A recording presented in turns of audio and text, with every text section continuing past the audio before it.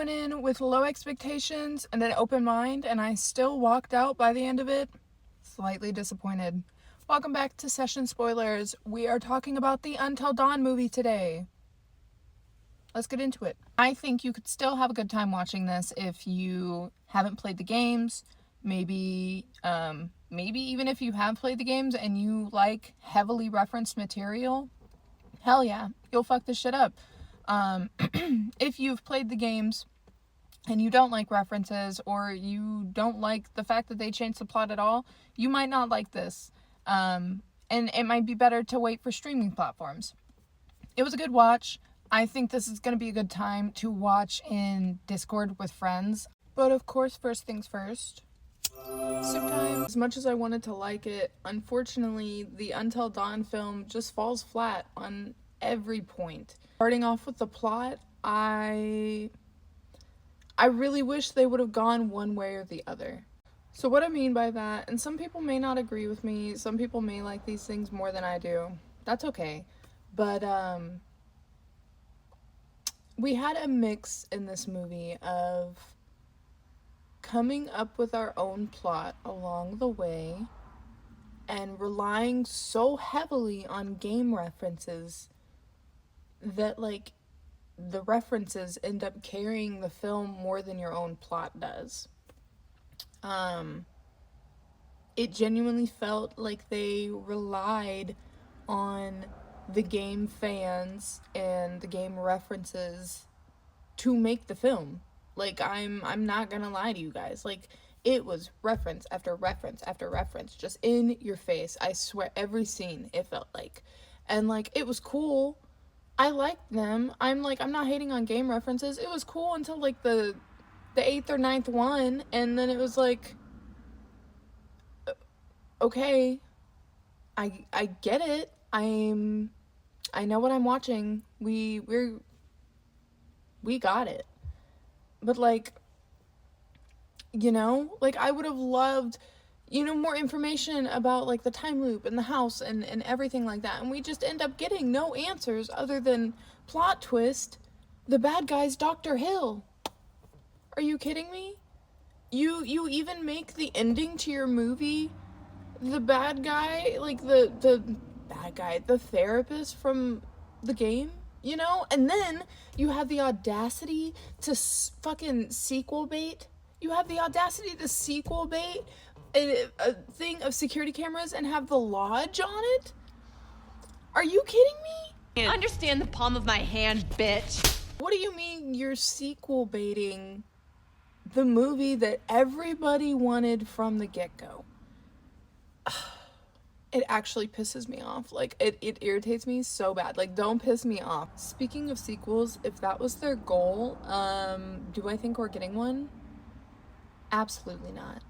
I think that there is not a chance, if not for the poor general plot of the film, the box office performance, awful.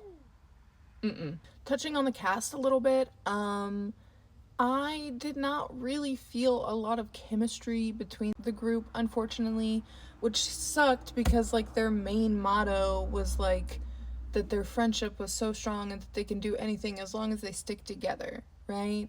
And so when ultimately it doesn't feel like any of them give a shit about each other, like, you know, we have a couple, and then we have, like, the single girl, and then we have an ex-couple, but literally none of them act any different towards each other. And maybe that's the point, like, they're friends, but, like, it's not really giving. Single performances, though, when they have their death scenes and stuff, I will say they do really, really well. They're great horror performers. They just need to, I don't know, they need to bond more or something.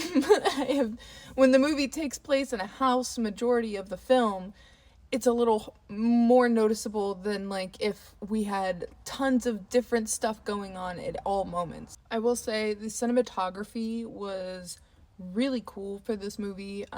There was a few scenes where they mimicked the don't move challenges in the game, and I absolutely loved it. Specifically, there is this one scene where all that's lighting the path is like this blinking red light, and like there's a monster and the girl's like behind the wall, and like the light's on and it's there, and then it's off, and then it's back on and it's closer, and it's like, you know, it's nothing new, but it was shot so well that I loved it so much. It was a little unfortunate because it was marketed as like every night is different, but every night was just a rotating thing.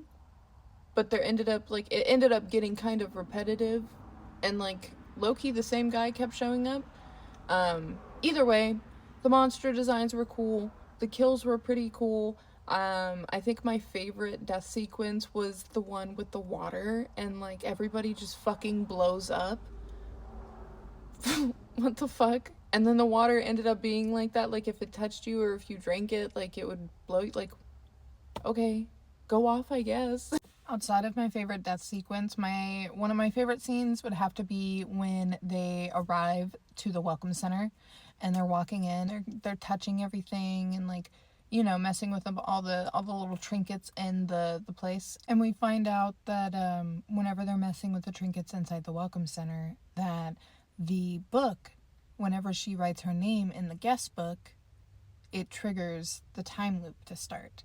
It reminded me so much of Cabin in the Woods. I got so excited because that's one of my favorite movies. But like, if you don't know what Cabin in the Woods is, it's just a campy horror movie, but kids show up at cabin in woods and they find a basement that's full of like crazy shit, and they are like going through and they're touching, and we find out later that all of the crazy shit is like related to different monsters, and like whatever one that they interact with basically activates the monster that's gonna like hunt them, right? Anyways, it's irrelevant, but I loved it. Another reference that I'm not sure if that's what they meant, but I would love to know if you felt the same. I swear there's a Lethal Company reference in this movie, okay? So my husband pointed out when we were watching it, there was a mask on the wall, and it looked like the mimic mask from Lethal Company, and he was like, oh my god, babe, look. And I was like, whatever. And later on, the character gets possessed, and they end up putting on the mask and like chasing their group around. And I was just like, ugh. I was so baffled. So let me know if you caught that, and I want to know your thoughts, because Lethal Company reference, what do you mean? Getting to my final thoughts of the movie, was it all bad? No, it wasn't.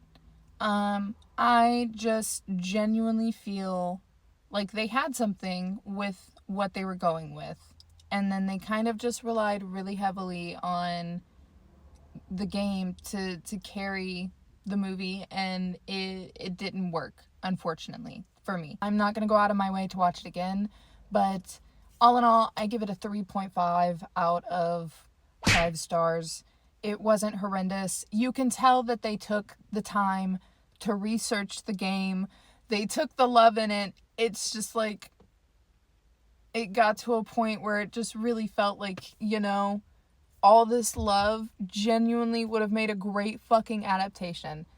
And it's unfortunate that they didn't go that direction. And I feel like I'm fucking talking in circles, and I'm sorry, but that's my biggest gripe. That's it. It was a great film outside of that. Kind of. I don't know. If you like cool kills, it'll make the film great. But, yeah. If you watched, thank you so much for watching. Feel free to subscribe and follow. Let me know your thoughts. I would love to make some more videos on more movies. This was my first long form content on YouTube. So thanks for coming. Bye.